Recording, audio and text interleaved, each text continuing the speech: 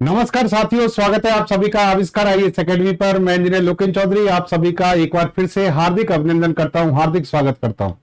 दोस्तों, आज हम चर्चा करने जा रहे हैं डिफेंस टेक्नोलॉजी से संबंधित एक महत्वपूर्ण खबर के बारे में। भारत के द्वारा हाल ही में एक निर्णय लिया गया।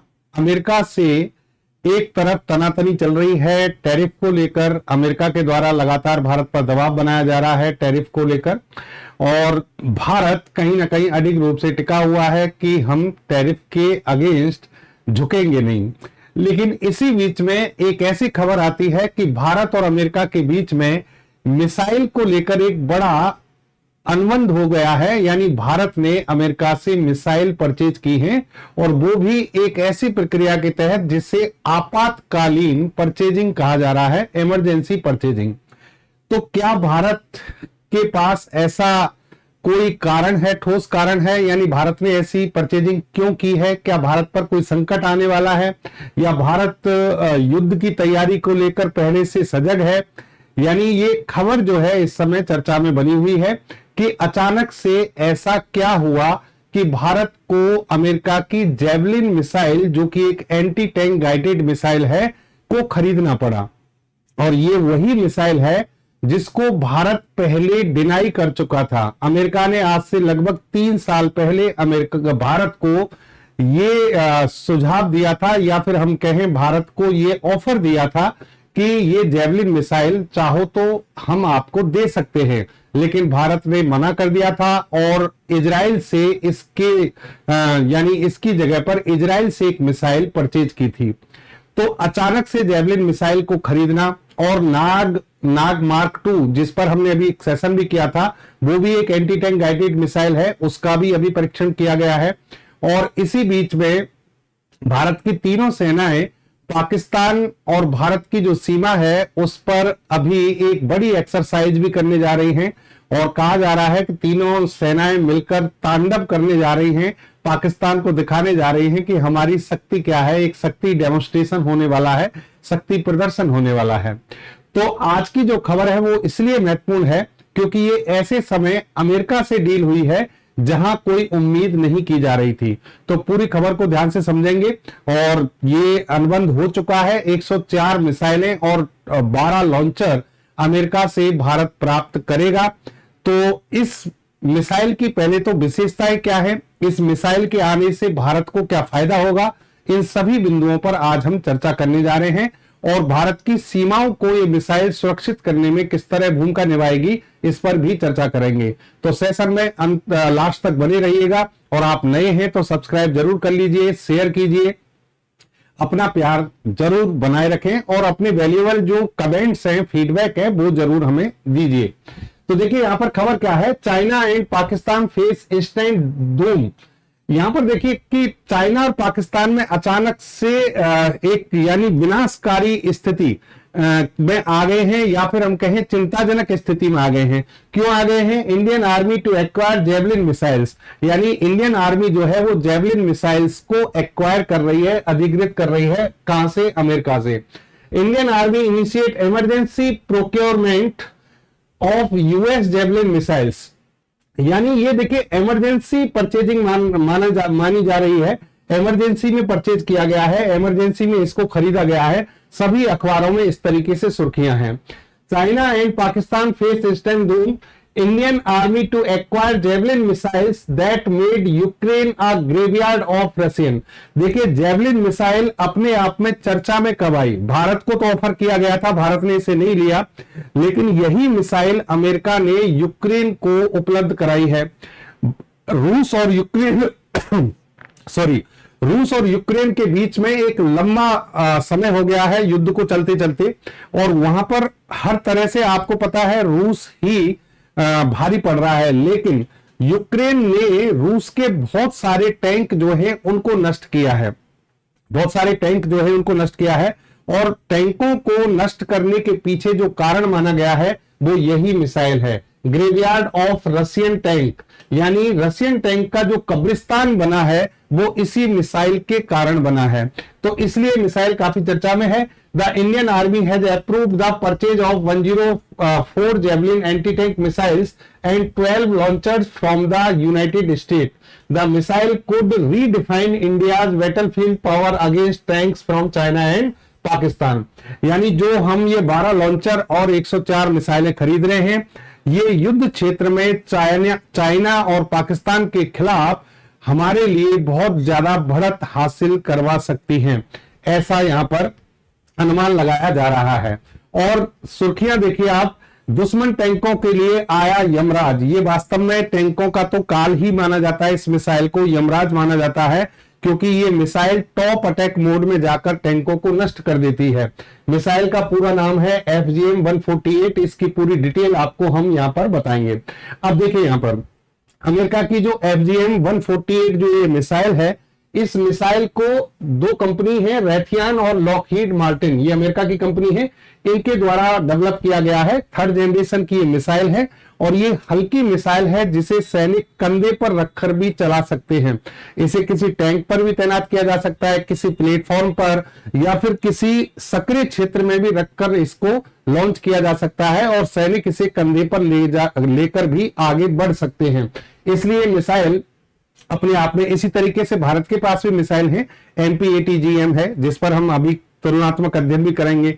नाग मार्क 2 के बारे में हम बात कर रहे थे, उस मिसाइल को हमने अर्जुन टैंक पर, जोरावर टैंक पर तैनात कर दिया है। और अब ये मिसाइल जब हमारे पास आ जाती है तो डेफिनेटली हमारी जो सेना है उसकी शक्ति में काफी कुछ इजाफा होने वाला है। ये मिसाइल, इसका अगर आपको इमेज देखिए आप, इस मिसाइल के दो पार्ट होते हैं, दो पार्ट। एक तो ये डिस्पोजेबल ट्यूब है, यानी ये ट्यूब तो एक बार ही काम आएगा। इसमें मिसाइल जो होती है, जो एक्सप्लोजिव मटेरियल्स होते हैं वो इसी में होते हैं। और फिर होता है कमांड लॉन्च यूनिट। ये कमांड लॉन्च यूनिट जो है, इसके माध्यम से दुश्मन की स्थिति को पहचाना जाता है, टारगेट कहां पर है, उस टारगेट पर निशाना कैसे लगाना है, सारा कुछ इस CLU के द्वारा होता है। और यहां से मिसाइल, इसमें मिसाइल रखी रहती है, उसको लॉन्च किया जाता है, यानी एक्सप्लोजिव मटेरियल इसमें होता है ट्यूब में। तो ये ट्यूब तो एक बार काम आएगा, लेकिन ये बार बार काम आता है। अब इस ट्यूब की हम बात करें, सॉरी इस मिसाइल की बात करें, तो ये मिसाइल सबसे बड़ी बात ये है कि 1996 से सर्विस में है। यानी अमेरिका ने 1996 में सबसे पहले इसको बनाया था और लगभग बहुत सारे देशों के पास ये मिसाइल है। यानी आप यहां पर देखेंगे तो एक लंबी लिस्ट है जो देश इस मिसाइल को खरीद चुके हैं और इसका उपयोग कर रहे हैं। तो कहने का मतलब, इस मिसाइल की परफॉर्मेंस क्या है इस पर कोई डाउट नहीं है, क्योंकि बहुत सारे देश इसका उपयोग कर रहे हैं और बहुत सारे युद्ध में इसका उपयोग हो चुका है। और सबसे ताजा इसका एग्जांपल है रूस यूक्रेन का युद्ध, जिसमें रूस के जो टैंक है T-72 और T-90, जिनको भारत भी उपयोग में लेता है, इन दोनों टैंकों को नष्ट करने में महत्वपूर्ण भूमिका इसी मिसाइल के द्वारा निभाई गई है। ठीक है, अब इसका आप देखिए फीचर्स की बात करें हम इस मिसाइल की, ये इसका पूरा आप डायग्राम देख सकते हैं किस तरीके से। तो इस मिसाइल को बनाया किसने है, जैसा कि मैंने कहा रेथियन और लॉकहीड मार्टिन अमेरिका की कंपनियों ने बनाया है।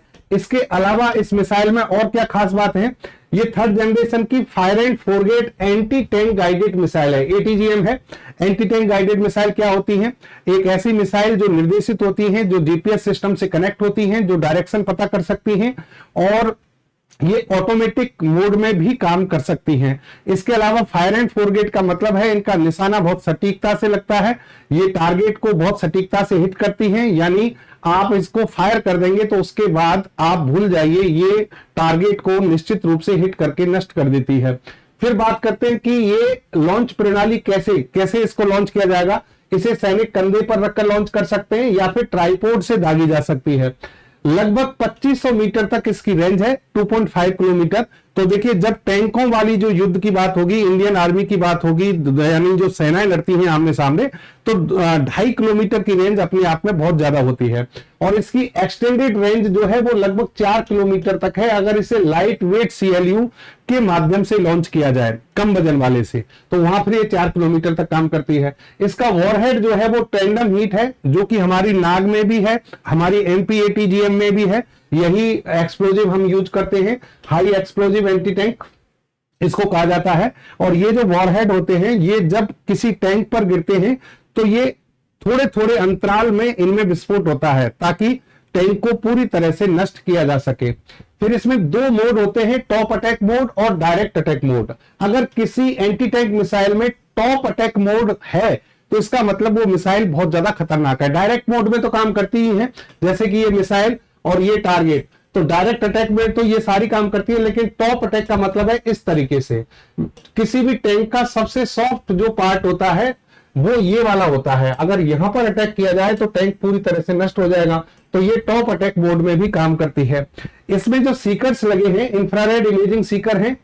लक्ष्य को लॉक करने के बाद ऑटोनोमस गाइडेंस, यानी इसमें इंफ्रारेड वेव जो है, अवरक्त तरंगों के आधार पर जो टारगेट है उसकी पोजीशन पता की जाती है और ऑटोमेटिक उसमें लॉक किया जा सकता है पोजीशन को, ताकि आप जैसे सैनिक जो है ऑटोमेटिक अगर उसमें लॉक कर देंगे तो सैनिक वहां से भाग सकता है, सैनिक वहां से जा सकता है। नहीं तो पहले क्या होता था, हमारे पास में जैसे कोकुर मिसाइल है, कोकुर मिसाइल हमने रूस से ली थी, तो उसमें टारगेट की पोजीशन को लॉक करना संभव नहीं था, तो सैनिक को देखना पड़ता था कि टारगेट को हिट किया है या नहीं किया है।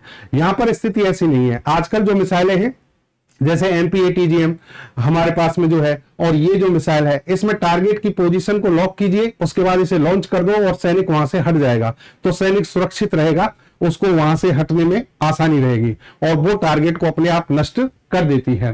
फिर देखिए इसकी सॉफ्ट लॉन्च डिजाइन जो है बंकर, बिल्डिंग या सीमित स्पेस से सुरक्षित फायरिंग के लिए उपयुक्त है।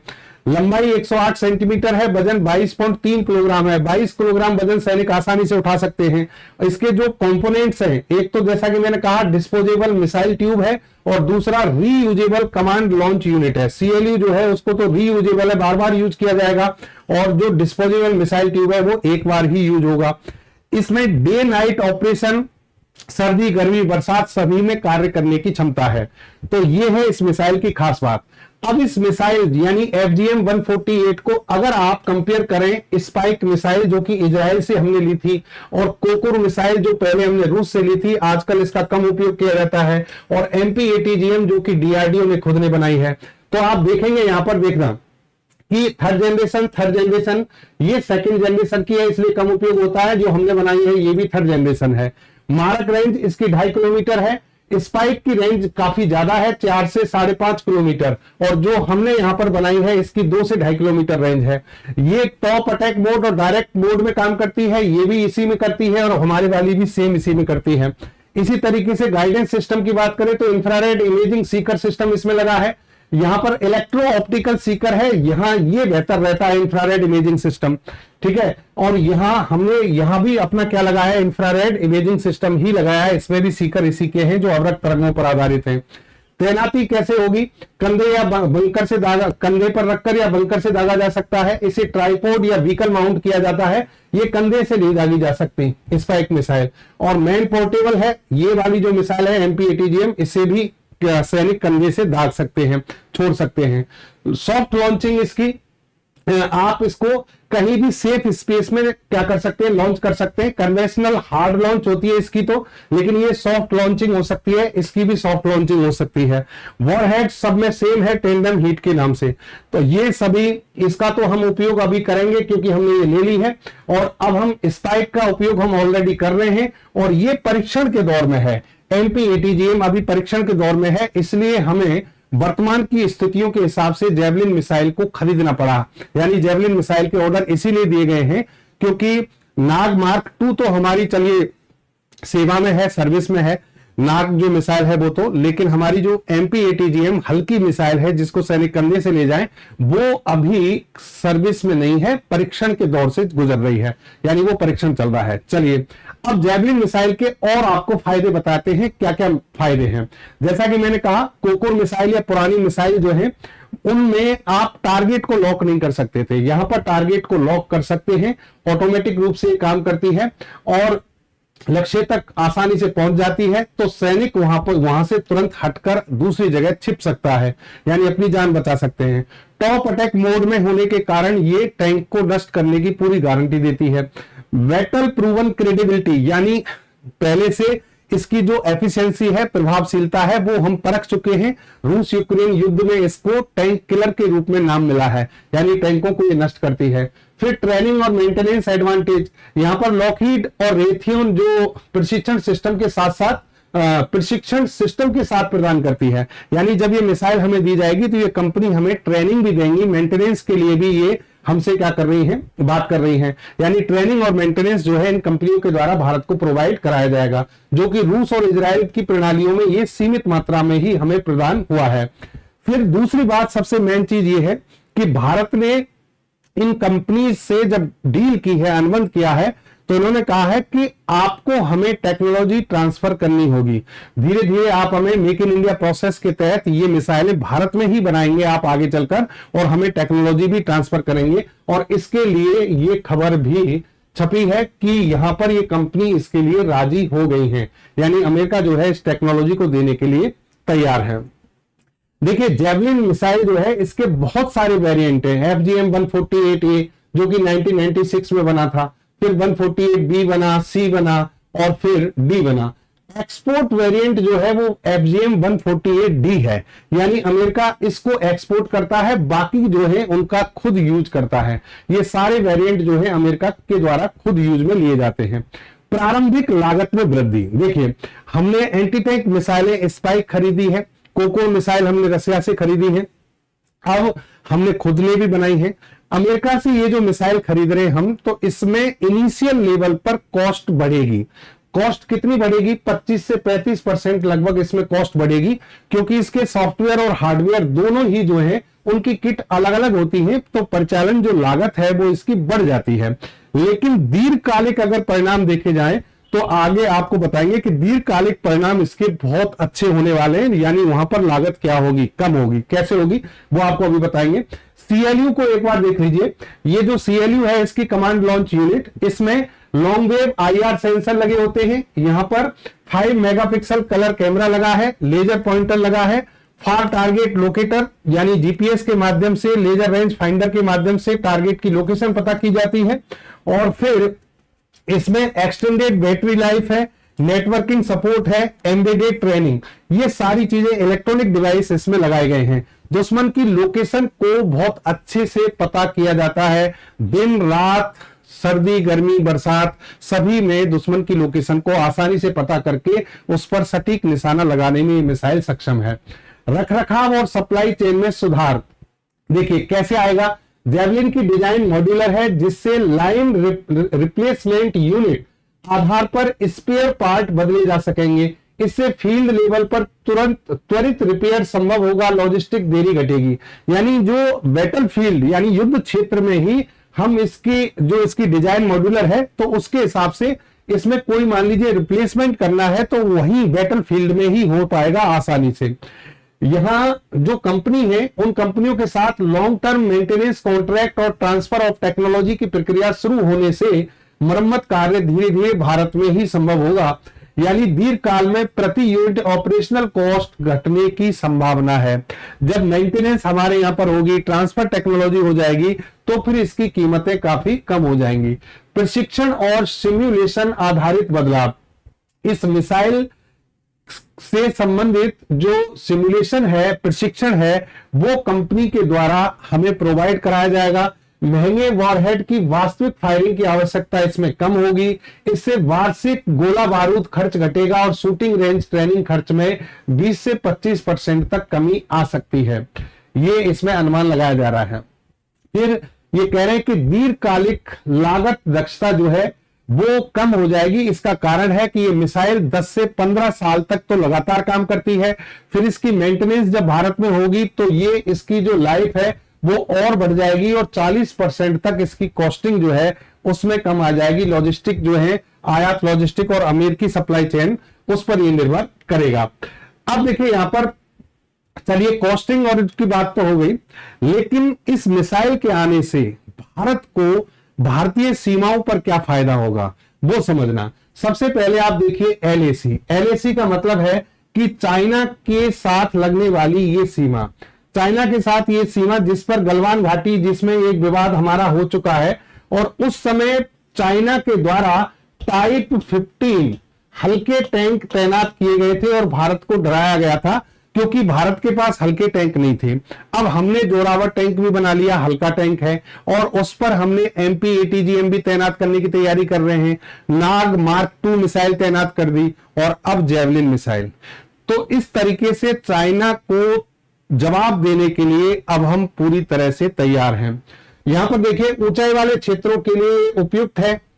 टॉप अटैक क्षमता से टैंक रोधी संतुलन बनेगा चीन के साथ। ZTQ जो 15 टैंक है, टाइप 15 टैंक जिनको कहते हैं, आर्मर्ड पर्सनल कैरियर, ये सब चाइना ने तिब्बत वाला जो हिस्सा है वहां पर इसकी जो PLA है उसने तैनात किए थे। अब इन सबको जवाब दिया जा सकता है, इनको नष्ट किया जा सकता है। इंटीग्रेशन विद सर्विलांस नेटवर्क, जो सर्विलांस नेटवर्क है, निगरानी नेटवर्क, उसके साथ भी इसको इंटीग्रेट किया जाएगा। इसी तरीके से आप LOC पर देखें, यानी जो पाकिस्तान के साथ में जो सीमा बनती है, इस पर भी इस मिसाइल को हम तैनात करेंगे। और यहां पर देखें आप, जम्मू राजौरी पुंछ सेक्टर में रैपिड स्ट्राइक और माउंटेन इन्फेंट्री यूनिट को जेवलिन मिसाइलों से लैस करने से बख्तरबंद घुसपैठ को तुरंत रोका जा सकेगा। फायर एंड फॉरगेट ऑपरेशन किए जा सकेंगे, यानी हम जो छोटी मोटी वारदात जब भी कभी भी पाकिस्तान की तरफ से होती है तो हम उनका तुरंत रिप्लाई कर सकते हैं, इंस्टेंट रिएक्शन कर सकते हैं। ये सब फायदे इस मिसाइल के आने से भारत को होने वाले हैं। तो ये थी दोस्तों जेवलिन मिसाइल, जिसको भारत ने एक इमरजेंसी यानी आपातकालीन तरीके से, एक लंबी प्रक्रिया के तहत नहीं बल्कि एक अचानक से डिसीजन लेकर डायरेक्ट डील की है और इसे परचेज किया है। और वर्तमान की जो सिचुएशन है उसके अकॉर्डिंग ऐसा करना भी जरूरी है, क्योंकि पाकिस्तान के साथ भारत का लगातार तनाव बना हुआ है। एक जो हमारी सोच रहती है वो हम सोचते हैं कि पाकिस्तान जो है वो कुछ भी नहीं है, पाकिस्तान से हमारी क्या तुलना, लेकिन दोस्तों दुश्मन होता है। पाकिस्तान कुछ भी नहीं है, लेकिन पाकिस्तान को जो बैक सपोर्ट मिल रहा है, बैक सपोर्ट जो मिलेगा वो हमारे लिए घातक हो सकता है। दोनों फ्रंट पर, यानी पाकिस्तान और चाइना, उन दोनों से लड़ने के लिए हमें सक्षम रहना होगा, अवेयर रहना होगा। और इसी के तहत भारत सरकार, भारतीय सेनाएं लगातार तैयारी कर रही हैं। डिफेंस के क्षेत्र में लगातार अच्छे कार्य किए जा रहे हैं। तो अगली कोई जो भी न्यूज इनसे संबंधित होगी, डिफेंस टेक्नोलॉजी से संबंधित, स्पेस टेक्नोलॉजी से संबंधित जो भी सूचनाएं होंगी, हम आपको लेकर हाजिर होंगे। जय हिंद, जय भारत।